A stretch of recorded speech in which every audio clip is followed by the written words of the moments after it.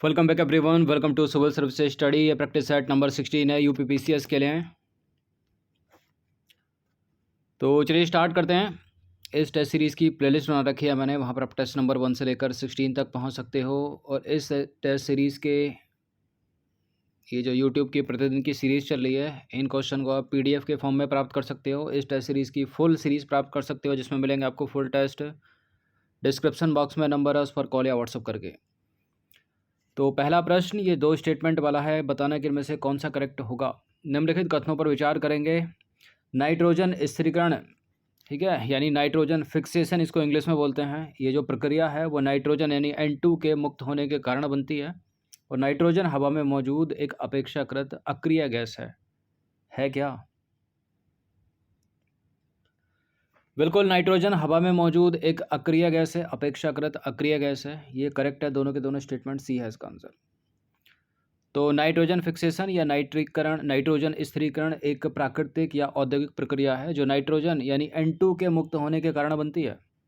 Nitrogen हवा में मौजूद एक अपेक्षाकृत अक्रिय गैस है जो रासायनिक रूप से अन्य तत्वों के साथ मिलकर अधिक प्रतिक्रियाशील नाइट्रोजन यौगिकों जैसे कि अमोनिया, नाइट्रेट्स अथवा नाइट्राइट का निर्माण करती है। देखिए, साइनोबैक्टीरिया पढ़ा होगा आपने, या नीली हरी शैवाल इनको बोलते हैं। एनाबीना हो गया, नास्टाक हो गया, ठीक है, नास्टाक का है ये, ठीक है, एजिटोबैक्टर हो गया, क्लोस्ट्रीडियम हो गया, राइजोबियम हो गया। ये सभी जो है नाइट्रोजन स्थिरीकरण यानी नाइट्रोजन फिक्सेशन बैक्टीरिया हैं। और ये पूछ भी लेता है एग्जाम में, ठीक है। ये नंबर है। क्वेश्चन नंबर 2 पर आ जाइए। 2 स्टेटमेंट है, बताने कि इनमें से कौन सा करेक्ट है। निम्नलिखित कथनों पर विचार करेंगे। एसिडोफिलस एक प्रोबायोटिक बैक्टीरिया है जो स्वाभाविक रूप से मानव आंत और शरीर के अन्य भागों में उपस्थित होता है। मानव आंत में खरबों बैक्टीरिया और अन्य सूक्ष्मजीव उपस्थित होते हैं। क्या ऐसा है? क्या हमारी आंतों में, इंटेस्टाइन में खरबों बैक्टीरिया यानी ट्रिलियंस बैक्टीरिया और अन्य सूक्ष्मजीव उपस्थित हैं? बिल्कुल, बिल्कुल हैं। ये करेक्ट है, दोनों के दोनों स्टेटमेंट। तो एसिडोफिलस एक प्रोबायोटिक बैक्टीरिया है जो स्वाभाविक रूप से मानव आंत्र यानी ह्यूमन इंटेस्टाइन और शरीर के अन्य भागों में उपस्थित होता है। ये बैक्टीरिया जो है पाचन तंत्र को, लैक्टोज जैसी शर्करा को लैक्टिक एसिड में विखंडित करने में जो है मदद करता है। और मानव आंत्र में खरबों बैक्टीरिया और अन्य सूक्ष्मजीव जो है उपस्थित होते हैं। इसको पढ़ लीजिएगा। क्वेश्चन नंबर 3 पर आ जाइए। कोवैक्सिन एक निष्क्रिय वायरल टीका है, पहला विकल्प यह है। दूसरा विकल्प है स्पुतनिक भी एक अच्छी तरह से अध्ययन किए गए मानव एडेनोवायरस वेक्टर प्लेटफॉर्म पर आधारित विश्व का पहला पंजीकृत टीका है। और उपरोक्त दोनों कथन सत्य हैं, उपरोक्त दोनों कथन असत्य हैं। तो दोनों ही सत्य हैं। ये कोवैक्सिन एक निष्क्रिय वायरल टीका है। स्पुतनिक वी की बात करें रूस की, तो एक अच्छी तरह से अध्ययन किए गए मानव एडेनोवायरस वेक्टर प्लेटफॉर्म पर आधारित विश्व का पहला पंजीकृत टीका है। दोनों के दोनों स्टेटमेंट करेक्ट हैं, सी है इसका आंसर। वैक्सीन से रिलेटेड ये सवाल है। नंबर 4 पर आ जाइए। निम्नलिखित फसलों में से कौन सी एक मेथेन और नाइट्रस ऑक्साइड दोनों का सर्वाधिक महत्वपूर्ण मानवोद्भेदी स्रोत है? ठीक है, मानवोद्भेदी, क्या पढ़ेंगे इसको? एंथ्रोपोमॉर्फिक, ठीक है। कौन सा इसमें? ये प्रश्न यूपीएससी सिविल सर्विस में पूछा गया था, सेम 5 जून को।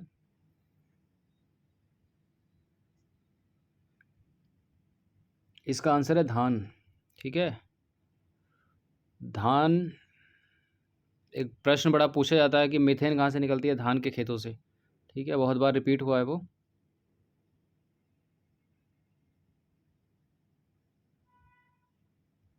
तो धान जो है मेथेन और नाइट्रस ऑक्साइड दोनों का सर्वाधिक महत्वपूर्ण एंथ्रोपोमॉर्फिक स्रोत है, ठीक है। वर्तमान में धान का उत्पादन बड़ी चुनौतियों का सामना कर रहा है, जिसमें जो है सिंचाई के पानी की कमी और जलवायु परिवर्तन शामिल है। वर्तमान फसल तकनीकों के संशोधन से उपज में वृद्धि हो सकती है तथा पानी की बचत हो सकती है और ग्रीन हाउस गैस उत्सर्जन को भी कम किया जा सकता है।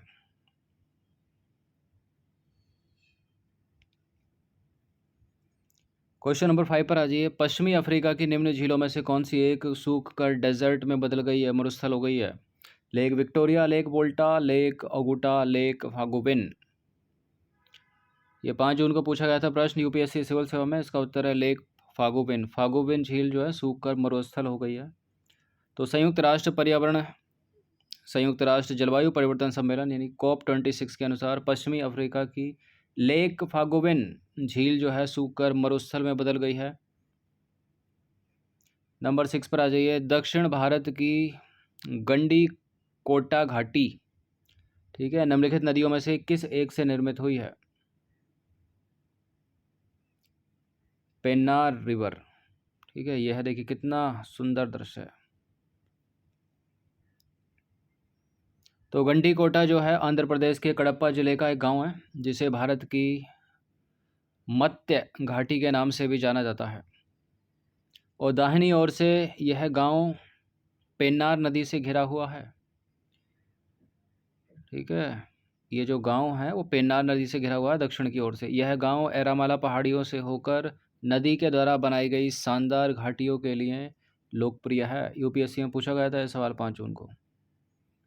नंबर 7 पर आ जाइए। निम्नलिखित युग्मों पर विचार करेंगे। यह है शिखर और यह है पर्वत। नामचा वर्मा के सामने गढ़वाल हिमालय लिखा, नंदा देवी के सामने कुमायूं हिमालय, नोकरेक के सामने सिक्किम हिमालय। यह है अपना सुंदर सा प्यारा भारत। इसका छोटा सा डायग्राम बना लेते हैं हम। अब सिक्किम है यहाँ पर, ठीक है, यहाँ पर सिक्किम है, यहाँ पर सिक्किम, ठीक है, और मेघालय है यहाँ पर। तो ये तो हो ही नहीं सकता इधर। नंदा देवी यहाँ है उत्तराखंड में, तो कुमाऊं हिमालय ये सही है। बाकी नामचा वर्मा भी इधर है, ठीक है, अरुणाचल प्रदेश में। तो गढ़वाल हिमालय हो गया उत्तराखंड वाला एरिया, तो गलत है, पहला भी गलत है, ठीक है, और तीसरा भी गलत है। केवल दूसरा वाला ही सही सम्मिलित है यहाँ पर। तो सही सम्मेलन के लिए पूछ रहा है ये, तो इसका आंसर हो जाएगा ऑप्शन नंबर सी, यानी केवल 2। क्या प्रिंटिंग मिस्टेक हो गई? ठीक है, ऑप्शन नंबर ए हो जाएगा इसका फिर, ठीक है, अगर ऑप्शन 2 ए में है तो। चलिए पीडीएफ में चेंज कर देंगे इसको। देखिए नंदा देवी जो है, नंदा देवी चोटी कुमाऊं हिमालय का भाग है, तो दूसरा वाला सही समझ लेते हैं। सतलज और काली नदियों के बीच स्थित हिमालय के हिस्से को बोलते हैं कुमाऊं हिमालय। अब नामचा वर्मा पर्वत श्रेणी जो है वो तिब्बत के अंतर्गत आती है, ठीक है।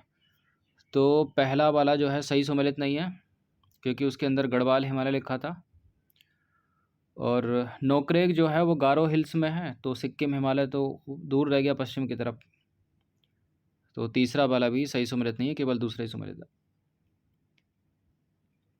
नंबर 8 पर आ जाइए। अक्सर समाचारों में सुनाई देने वाला जो शब्द है लिवेंट, लिवेंट मोटे तौर पर निम्नलिखित में से किस क्षेत्र से संगत है? ये प्रश्न 5 जून को पूछा गया था यूपीएससी सिविल सेवा में। लिवेंट क्या है? पूर्वी भूमध्य सागरीय तट के पास का क्षेत्र है लिवेंट। तो लिवेंट जो है भूमध्य सागर का पूर्वी तट है, जो लगभग 800 किलोमीटर लंबा और लगभग 150 किलोमीटर चौड़ा है। यह पश्चिम में भूमध्य सागर और पूरब में अरबो सीरियाई रेगिस्तान के बीच फैला हुआ है, जो उत्तर में ओरोंटिस नदी के मुहाने से लेकर दक्षिण में इस्थमस ऑफ सुएज तक फैला है। तो विकल्प ए करेक्ट है इसका, ठीक है। इसको पढ़ लीजिएगा ट्रांसलेशन वाले जो भी हैं। क्वेश्चन नंबर 9 पर आ जाइए। निम्नलिखित देशों पर विचार कीजिए। Azerbaijan, Kyrgyzstan, Tajikistan, Turkmenistan, Uzbekistan. उपरोक्त में से किन की सीमाएं अफगानिस्तान के साथ नहीं लगती हैं? 5 जून को पूछा गया था प्रश्न डिट्टो यूपीएससी सिविल सेवा में। देखिए अगर ये है अफगानिस्तान, ठीक है, तो अजरबैजान जो है यहाँ, ठीक है, उसके यहाँ है काला सागर, तो यहाँ पर है अजरबैजान, मतलब कोसों दूर एक तरह से देखा जाए तो अफगानिस्तान से। अगर ये अफगानिस्तान है तो गलत है पहला वाला स्टेटमेंट, ठीक है। तो अजरबैजान से हम एलिमिनेट कर सकते हैं, जहाँ जहाँ एक है उसको हटा दीजिए। तो किर्गिस्तान हो जाएगा, तुर्कमेनिस्तान हो जाएगा, उज्बेकिस्तान हो जाएगा और तजाकिस्तान भी हट जाएगा। तो इसका आंसर हो जाएगा सी, 3, 3, 4, 5। तो अफ़गानिस्तान जिन देशों के साथ अपनी सीमा साझी करता है वो कौन कौन से हैं? चीन, Iran, Pakistan, Tajikistan, Turkmenistan, Uzbekistan. तो ये है देखिए अफ़गानिस्तान, ये है पाकिस्तान, इधर से ऊपर से तजाकिस्तान है, ये उज़्बेकिस्तान है, ये है तुर्कमेनिस्तान, ये है ईरान। अब हम तुर्कमेनिस्तान के इस तरफ पूरा तुर्कमेनिस्तान हमने कवर कर लिया, तो यहाँ ब्लैक सी मिलेगा और इसके भी इधर कहीं जाकर है अजरबैजान, जो कि काफ़ी दूर है अफ़गानिस्तान से। भारत में मोनाजाइट के संदर्भ में निम्नलिखित कथनों पर विचार कीजिए। देखिए मोनाजाइट दुर्लभ मृदाओं का स्रोत है। मोनाजाइट में थोरियम होता है। भारत की समस्त तटवर्ती बालुओं में मोनाजाइट प्राकृतिक रूप में पाया जाता है और भारत में केवल सरकारी निकाय ही मोनाजाइट संसाधित या निर्यात कर सकते हैं। एक पक्का इसमें कोई गलती लग रहा है। भारत की समस्त तटवर्ती बालिकाओं में मोनाजाइट प्राकृतिक रूप से होता है, ये गलत है। देखिए अधिकतर प्रश्न में कुछ ऐसे प्रश्न होते हैं जिनके उत्तर ही प्रश्न के अंदर छुपे होते हैं, जैसे केवल वो किंतु परंतु वाले स्टेटमेंट हो गए। ठीक है, भारत की समस्त तटवर्ती बालिकाओं में मोनाजाइट है, ऐसा संभव है? बहुत कम चीज़ें ही संभव हो पाती हैं। गलत है यहाँ पर सी वाला स्टेटमेंट, यही अपना उत्तर है। तो मोनाजाइट भारत के समस्त तटवर्ती क्षेत्रों में नहीं पाया जाता। मोनाजाइट अयस्क जो है भारत, मेडागास्कर और साउथ अफ्रीका में पाया जाता है।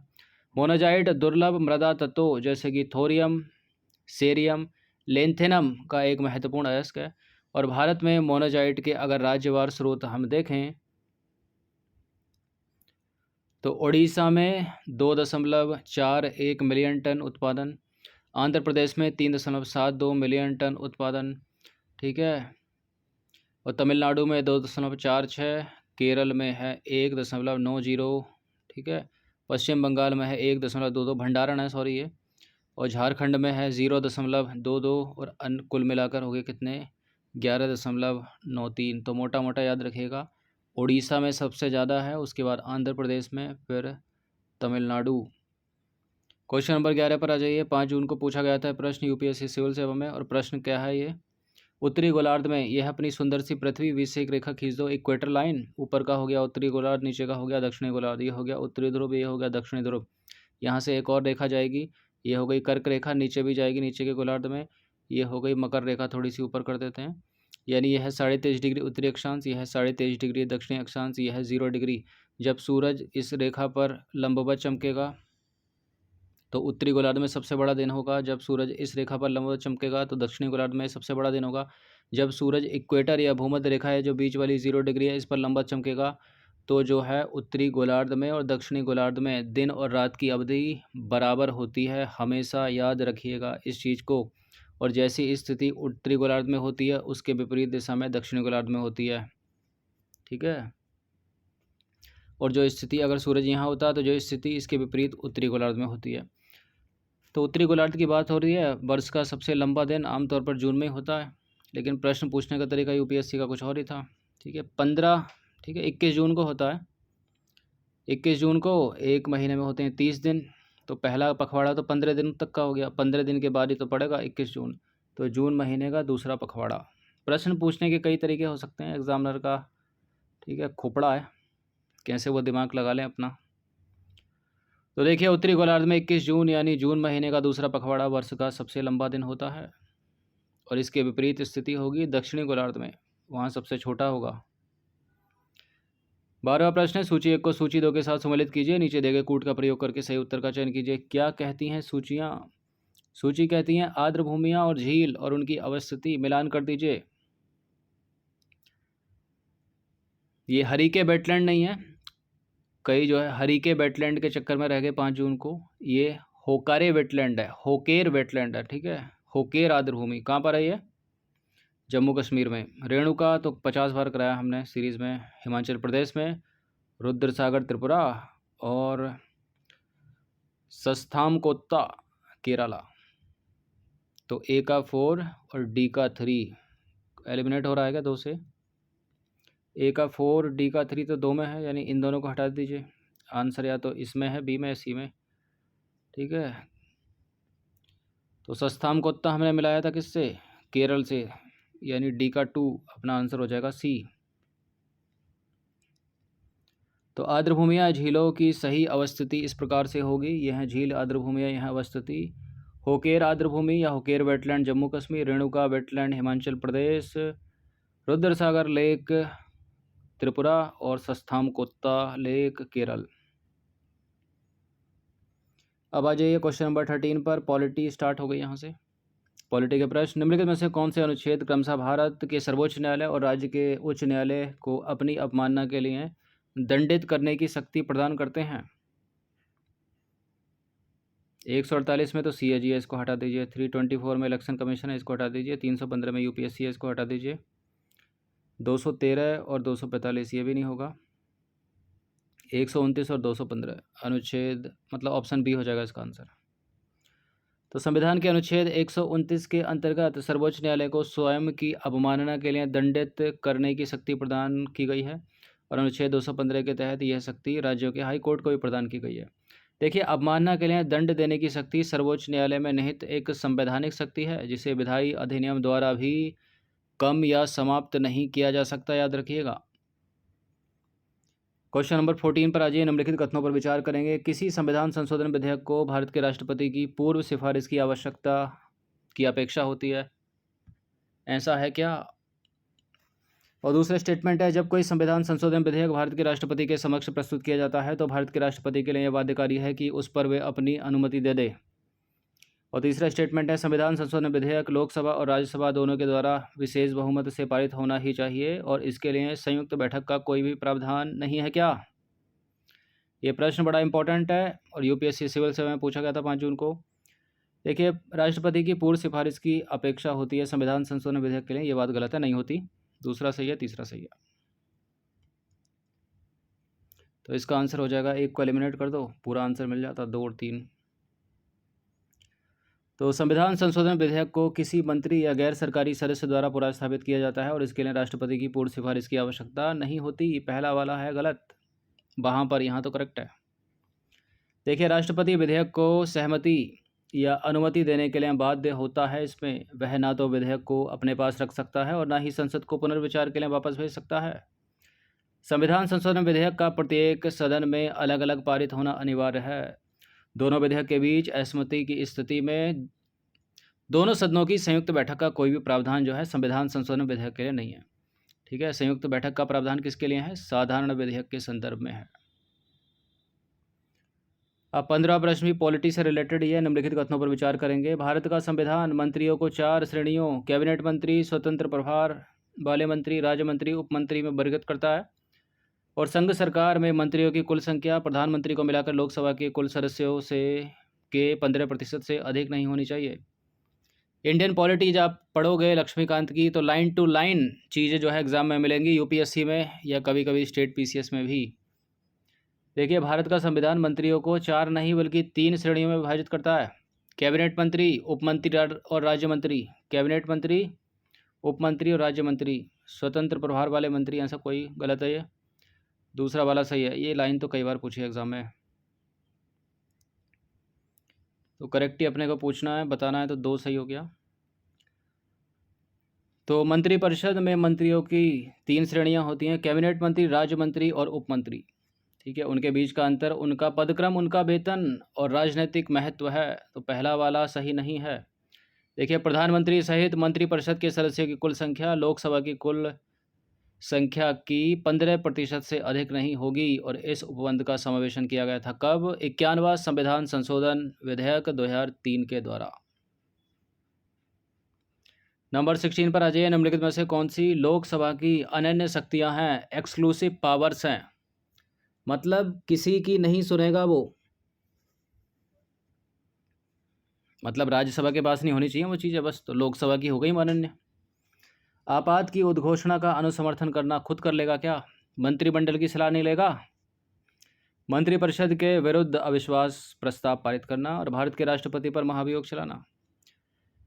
देखिए, भारत के राष्ट्रपति पर महाभियोग की प्रक्रिया का जो उपबंध है वो अनुच्छेद 61 में है और महाभियोग कोई भी सदन चला सकता है, लोकसभा चला दे, राज्यसभा चला दे, ऐसा नहीं है कि केवल लोकसभा ही चलाएगा।